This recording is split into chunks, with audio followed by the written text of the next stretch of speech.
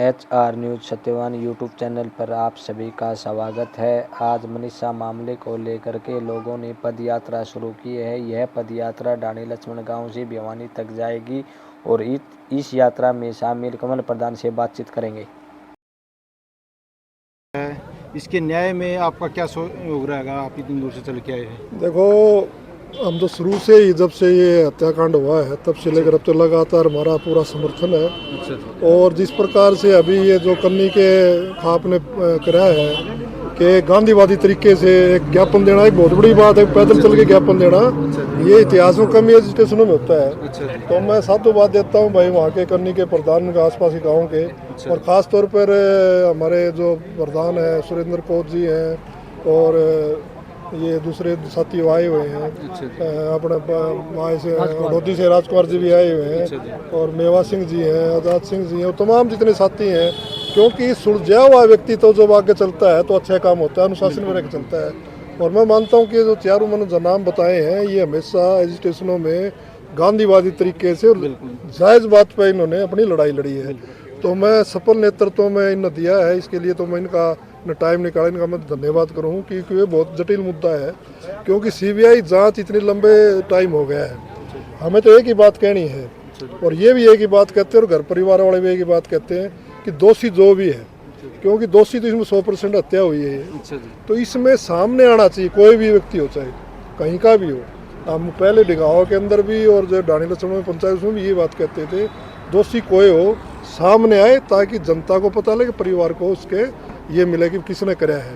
क्योंकि उनका उभरता हुआ एक बेचारी हमारी बेटी थी और जिस पर सुरक्षा की बात सरकारें करती, केंद्र सरकार हरियाणा सरकार करती है, उसी में लड़कियों के साथ ऐसा होगा तो एक असुरक्षा की भावना हर एक परिवार में हो जाएगी।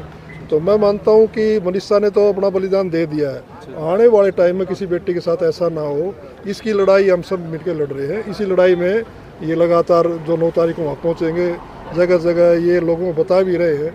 मैं मानता हूं कि संख्या के हिसाब से नहीं, मैं कहता हूं कि जो पीड़ा है वो आम आदमी में जुई रुके जुई भी ये करे थे भी इसका खुलासा होना चाहिए।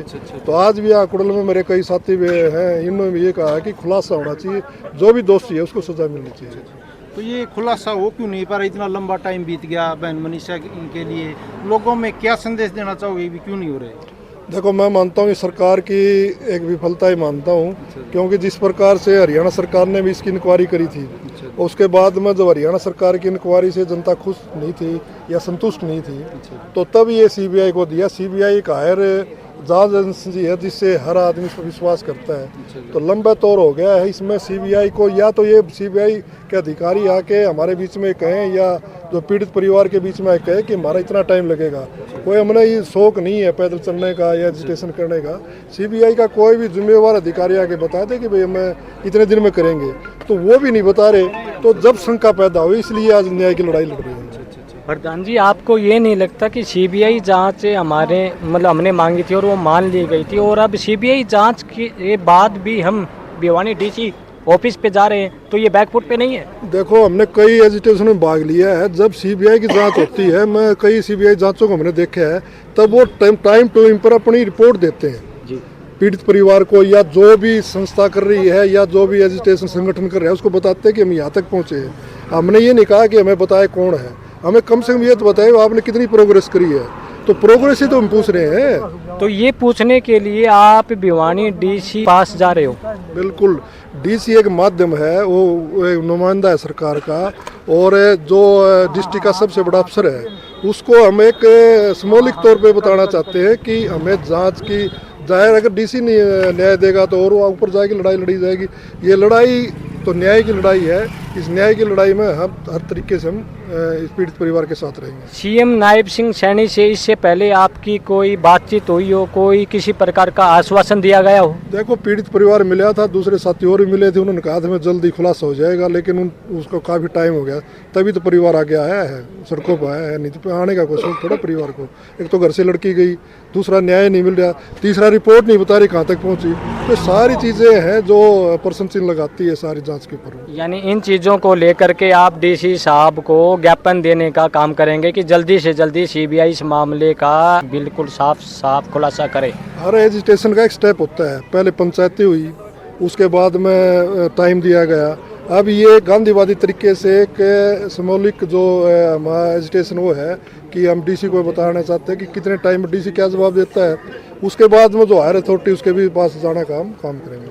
अगर इस यात्रा से भी न्याय नहीं मिल रहेगा तो इसके बाद का आगे का कोई क्या प्लान रहेगा? देखो, जनता के सामने कोई भी बड़े से बड़ी ताकतें झुकी हैं और मैं मानता हूं कि इसमें जनता की ताकत के आगे सरकार झुकेगी और जो सीबीआई जांच जो देनी है वो प्रोग्रेस रिपोर्ट देगी।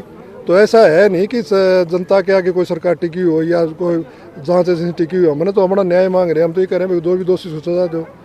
हम तो सिर्फ ये कह रहे हैं कि आपने जांच कहाँ तक पहुंची जहाँ हमें बताया जाए और इसकी पूरी रिपोर्ट कब देगी। ये दो ही बातें हैं, इससे ज़्यादा बड़ी कोई बात नहीं। आपको हरियाणा सरकार पे आज भी विश्वास है या सीबीआई जांच पे विश्वास है? इन देखो, हरियाणा सरकार ने तो अपना पल्ला झाड़े लिया, अजीब तो सीबीआई के गेंद उसमें है, तो हम सीबीआई से जवाब मांग रहे हैं। एक माध्यम है डीसी, वो अपना ज्ञापन डीसी के माध्यम से सीबीआई को भेज रहे हैं। ये नहीं कि डीसी के पास ही ज्ञापन रहेगा। डीसी से हम ये मांग करें कि सीबीआई जांच जल्द हो। सीबीआई मतलब सेंटर की होती है और डीसी तो हरियाणा सरकार का होता है, तो सीबीआई और डीसी का क्या? आप तो मीडिया के चौथे स्तंभ हो जी। एक दायरा होता है हर चीज़ का, एसडीएम है, एसडीएम का डीसी है।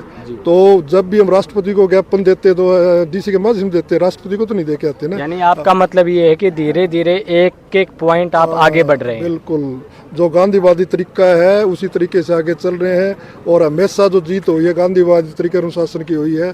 दोनों इसमें समावेश है, गांधीवादी तरीका भी है, अनुशासन भी है और सफल नेतृत्व है। जी, आपका दान जी बहुत बहुत धन्यवाद बात करने के लिए। धन्यवाद, थैंक यू। ये थे कमल प्रधान जी। इन्होंने बताया कि इस पैदल यात्रा शुरू करने के पीछे का क्या उद्देश्य है।